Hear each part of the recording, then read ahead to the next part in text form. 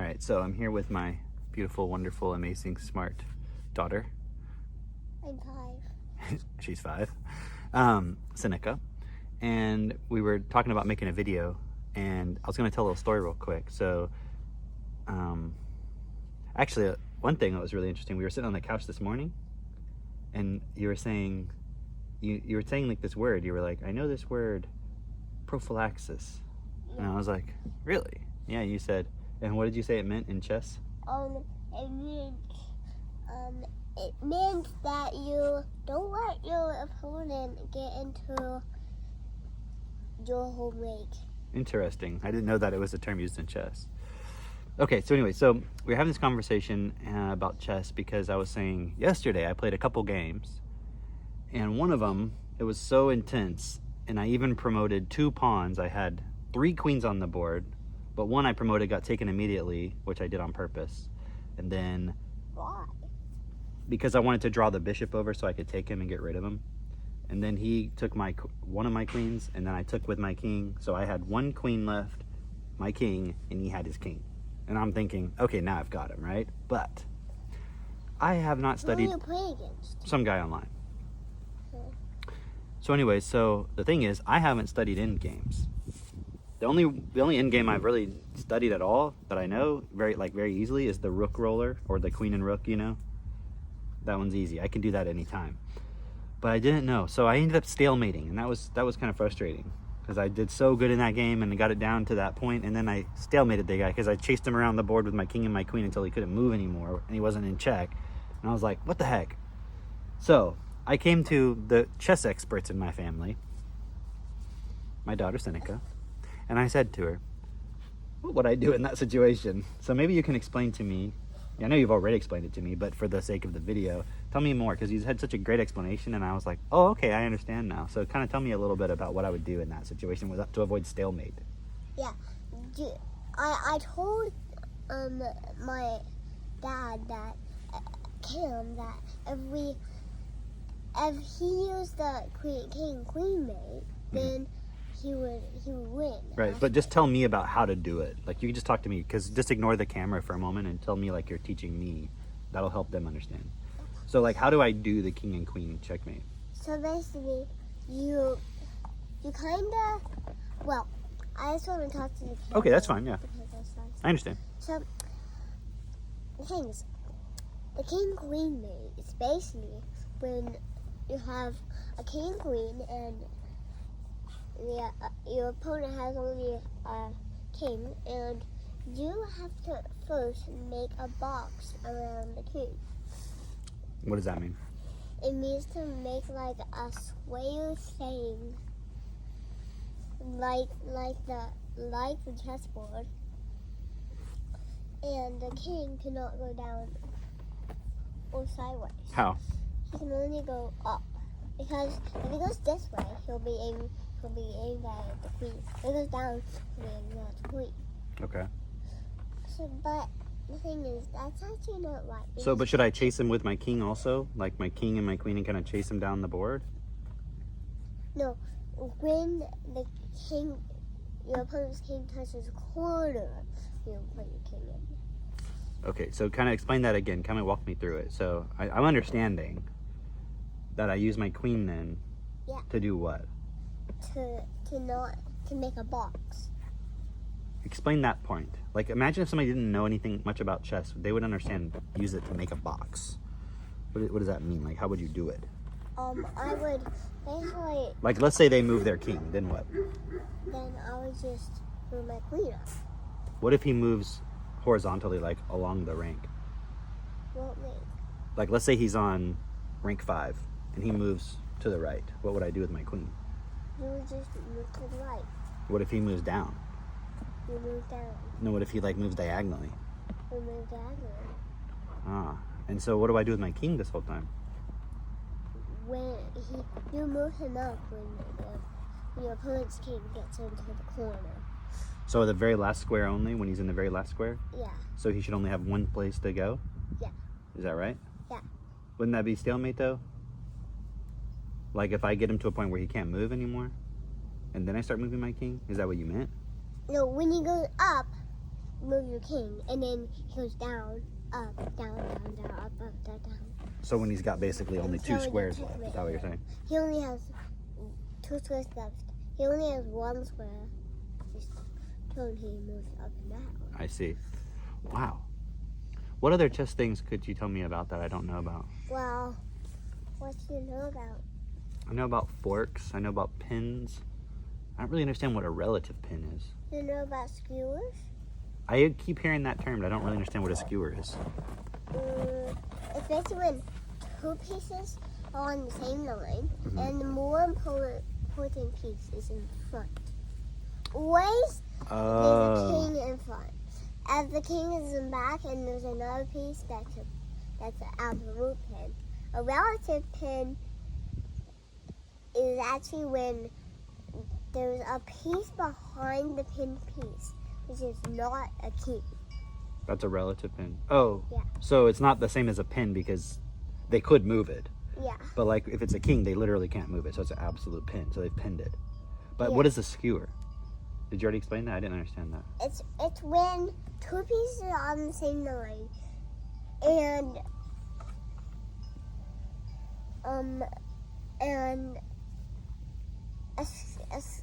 and the king is always in front. Your more important piece is in front. Oh, so that's not a pin. You're Yeah. saying that the if the king is in front and there's someone behind it and you're checking the king and he has to move and then you can take that piece. Yeah. That's a skewer. And then the Now I king understand. is in check, then he has to move, and then you can move. Okay. Now if he's smart, he knows how to move maybe diagonally or something where you can't take that piece potentially, right? Yeah. I guess. Like if I had a rook and I had him skewered with a rook, if I were him, I would move diagonally so that when I take the rook, he could still take mine. But it's still a skewer, I guess. This dog is like trying to get into this boxes over here. Here, you want to play with that, buddy? Where's that tank? One more question. What? Does it have any spots on spot? Yeah. Oh, that is Ranger. What about a fork? That's like when one of your pieces marches up and there's 2 pieces next to you and you can take either piece. If one moves, then you can take the one piece. If the other moves, then you can take the other piece. I like doing that one where you come in like with a knight, and then you've got the rook and then the king has to move, and then you get the rook. Yeah. I like that one. Or I like the one where like there's a king Uh-huh. and a queen, Uh-huh. and the king's in check, and he has to move, and then you can take the Ooh, queen. that's a really good one. Yeah, it's really good because he lost his queen. Talk about a discovered attack. I remember that word. Do you really understand it? I do, yeah. Okay, I'll talk to the camera. It's basically, a discovered attack is basically when 2 pieces on the same line, and your piece, and then another one of your pieces, and then there's another piece. There's like another piece. There's a king behind us, and you just move your piece in front to check the king. So that's kind of like a relative pin, basically. Yeah, it's just like a relative king. It's just like when you... Oh, well, I guess no, actually, it's not because it's your piece that's moving. Yeah. So it's like you have 2 pieces. Let's say you have a queen and a bishop, and then behind that is a knight. And then you move your bishop, or maybe there's the king back there, and you move your bishop, and then your queen is already attacking that piece without having moved the queen. Yeah. That would be an example, right? Or just a discovered check if it's the king that you're attacking. But what if you switch the pieces Uh-huh. and you move your queen and the bishop is attacking? That would still be a discovered attack. Okay. Yeah, okay, so if they're I mean, switched. if there's any other piece of the king is not a discovered attack. I see. What else could we talk about with chess? Any other topics that you think would be cool?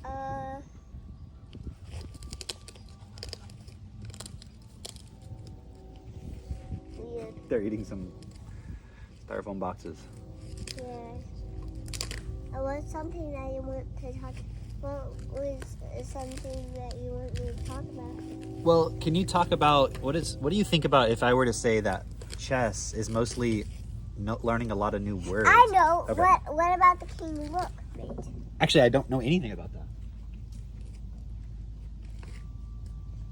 Tell me about that, because Max mentioned it, and I was like, oh, that's probably an end game I should know, because I don't know anything. But I was assuming it was the same as the queen king mate. It is kinda. It has to be similar, but it can't be exactly the same. Well, I don't know, is it? Tell me, how would you do that one? Let's see. So you have a king, a rook. You have a king and a rook, and your rook makes a box, and then you keep following the king. He moves wherever he wants to. Okay, Stuck in the box. I can see why it's the same, but I can see why it would be slightly different also, simply because the king cannot get close to the queen. If it's a queen-king checkmate, the king like cannot get close. But like with the rook, you have to be careful, because if your king is diagonal to the rook, he can take.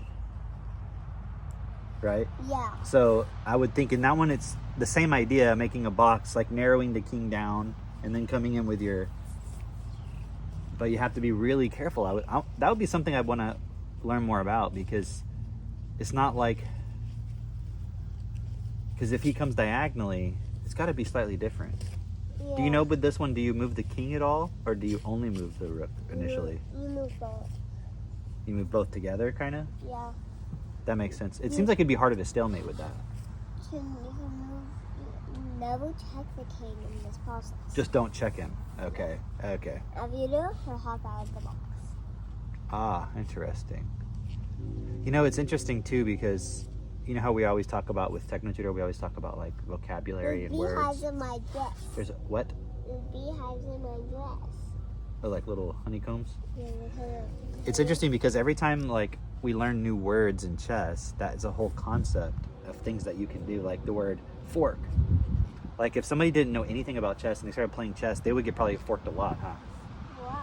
Because they wouldn't know about what a fork is. They wouldn't even know to look for it. They might be able to kind of see it, but as soon as you tell them, hey, this is a fork, you got to watch out for this, then suddenly I became aware, like that's something I need to pay attention to, not only to do it, but to make sure like I'm not getting forked, you know, because like when I first started playing chess, I would get forked a lot and I'd be losing a lot of pieces unnecessarily because I didn't know that word. I didn't understand that concept, and so it would happen randomly and I wouldn't really know what was happening or why. But if you still had me when you didn't know, hey, he's trying to chew my shoes. He stopped. He's just trying to sniff them. Yeah. What were you saying though? If I had you what? If you had me time when you were not a very good chess player, then I'd kill you. Actually, I did. I wasn't a very good chess player even until very recently. I'm not that great even still, but I'm learning a lot. I'm getting better. But I'm learning so much from you and Max. Yeah. Like, you taught me about the king and queen checkmate, and I didn't know about that. You know? Well, you did kinda. Kinda, but I still didn't fully understand it. Yeah. And then now I won't lose that ever again. Now I know what to do. It's kind of cool because once you realize how to do it, it's like, oh, why would I have? It's like if I get 2 rooks and a king. Yeah. Oh man, checkmate. I'm gonna checkmate him. I know what to do on that. You know. And remember we read that little book. Oh, remember I know it was talking about when the king gets close, you move your guy over, and you have the king or the rooks, but you don't line them up. You keep them like 1 foot in front of the other. Remember? Yesterday I did that. I was like, okay, I need to move him over. So I did it just like that. So I didn't double him up. I had him like that. And then I was able to walk him up like a little pair of boots. That was pretty cool. That's kind of like the bug in the boots checkmate is also like the reward. Right. They were just calling it bug and boots to like make it fun for like kids in that book. That's pretty cool. Yeah. That is pretty cool. What do you like about chess? I like that like I learn new stuff. Mm-hmm. Yeah, it's pretty fun. I like doing it.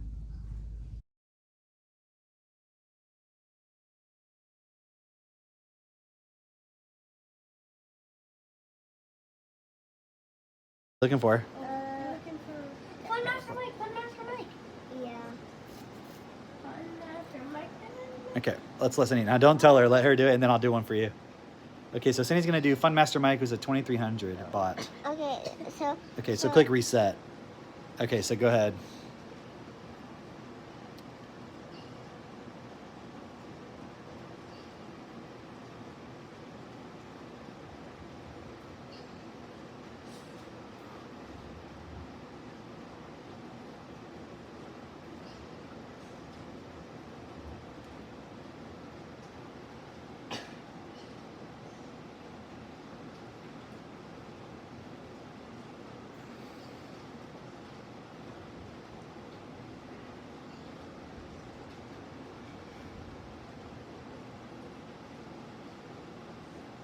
Bam! Nice checkmate.